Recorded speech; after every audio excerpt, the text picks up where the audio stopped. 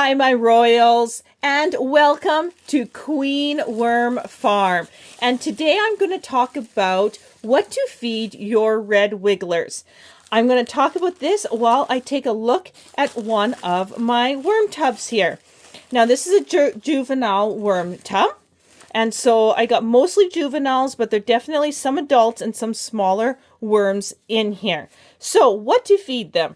First of all, you want to make sure everything is small, and you also want to make sure that it's soft. So remember, small and soft, the two S's, small and soft. The reason is that look at the size of these worms.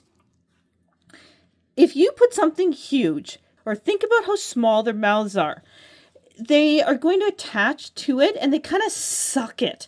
And they need it soft to do that.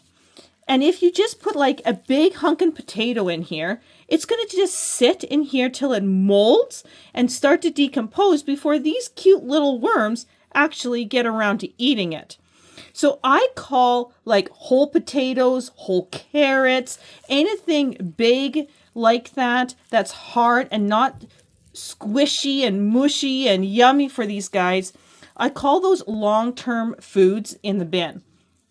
Now, when you take a look at a watermelon, for example, watermelon would be a short-term food because, one, it is moist, it is squishy, and it is easy for them to devour immediately.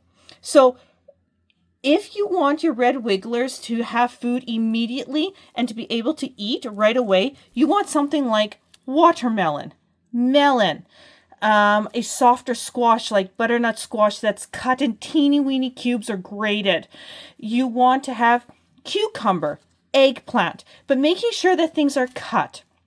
So you don't want to throw in like this whole eggplant. You want to cut the eggplant in half so they can get into that middle. So start thinking about how they could drill into things. If it's soft like a strawberry, all the way around without any like heavy rind, then no need to cut. Okay, like blueberries can be sometimes a bit challenging because they do have a skin. So I kind of like to give them a little squeeze pop. But strawberries are soft all the way around. Apples are, again, a good long-term food, not a short-term food. So if you want to turn like apples, carrots, potato into short-term food, you need to like grate it, or you need to literally make like a smoothie and then take some of your substrate, move it, and pour it in. Because it is blent, then they have easy access to the food. But word of warning here. If you blend too much and add it to your bin, it's going to mold, stink, and attract potworms and disgusting fruit flies and everything. So it's all about balance. Take a look at this tub. It's a pretty good sized tub, and I have about 2,000 to 3,000 worms in here. I'm only going to give them one piece of watermelon. Now, yes, it is a pretty good sized piece, but that's all they need for about 2 weeks. So the biggest mistake I think people really make in feeding the red wigglers is feeding them too much. You hear that they go through a lot of food, but in actual fact, it's not that much. This tub one piece of watermelon will sustain them for like 2 weeks. And I want them to devour their food like this, where it's right down to the literal peel. You see, they will still eat this right now. They will still find food on this until it's literally see-through. This was actually a cantaloupe, and they ate it right up. So when I'm looking at this bin, I'm looking, do they need a feed? Do they actually need a feed? This bin does. I mean, they're right down to the wire here. They've got some more right here, but they're pretty much done. So I am going to feed them.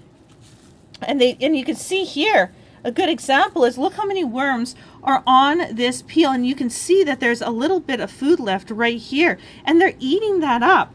And you don't want to overfeed, because if you overfeed, you have a higher chance of potworms. And you don't want that in your bin. They're easy to get rid of, but if you can prevent it, you just don't want it.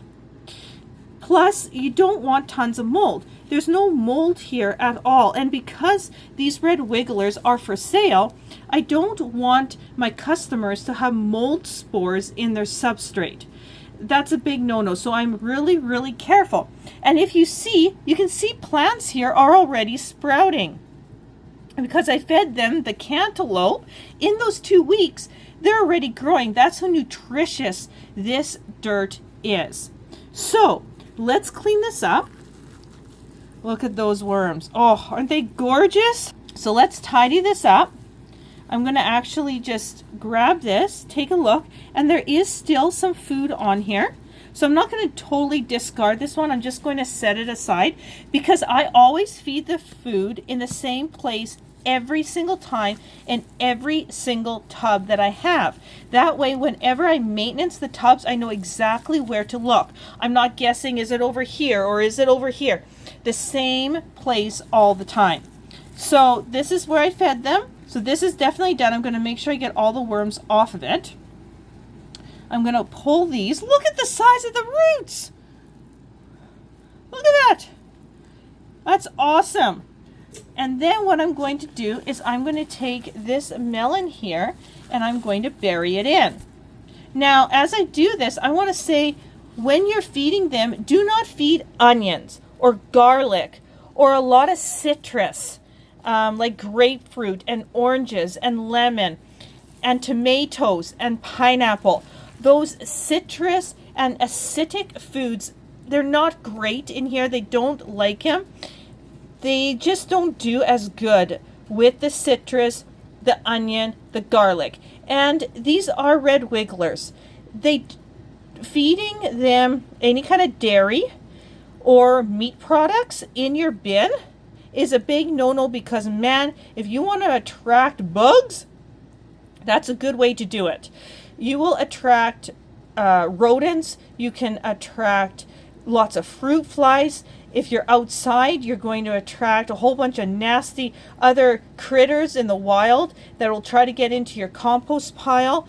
You will just have a moldy, disgusting mess. So don't put dairy and meats and citrus and really acidic things and garlic and onion into your bin. The other thing you don't want to put in is like cat litter and dog poo or cat poo.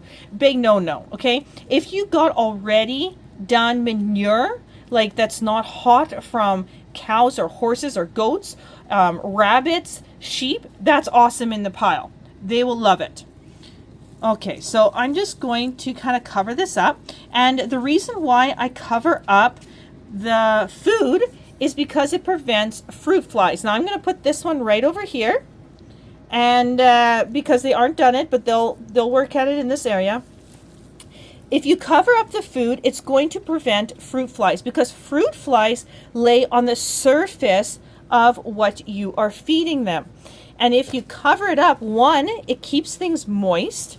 2, it prevents any kind of smell. And 3, it prevents pests like fruit flies or other things that could find it.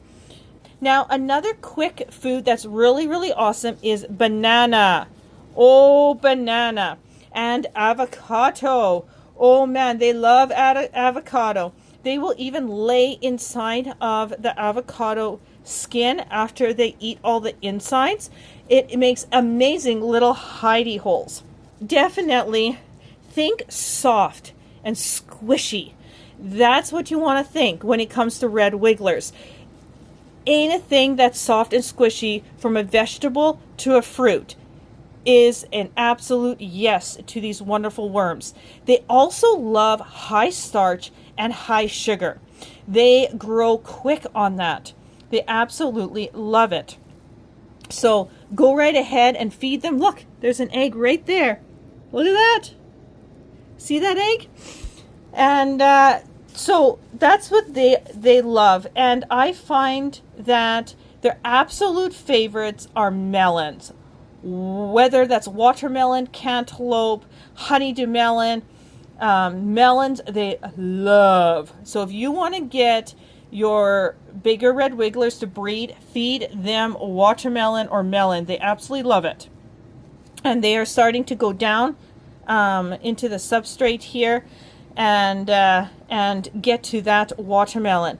So all in all, I really hope that this helps you to really understand what to feed your red wigglers, what not to feed your red wigglers, and to remember to feed in the same place and make sure that you cover it. Covering it is really, really important.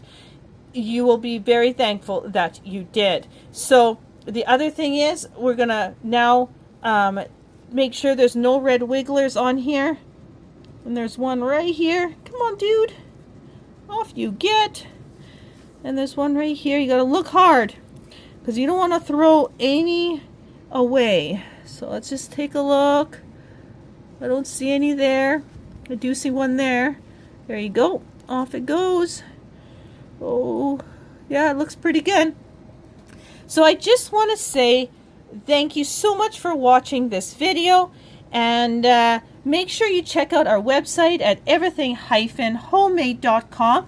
Click on the tab Queen Worm Farm, and there you can actually purchase red wigglers from us. We do Canada White shipping when it is warm above 0 degrees Celsius, or local delivery to Grand Prairie every single Tuesday. So check out that website. Also, if you would like a one-on-one class on how to raise red wigglers with me, you can come to the farm and have a one-on-one lesson, or I can do it by phone and we can either problem solve, talk about red wigglers, or just help you out so you can be successful too in raising red wigglers yourself. So it's all on the website. Check it out. Thank you so much for watching, Royals, and I'll see you on the next video.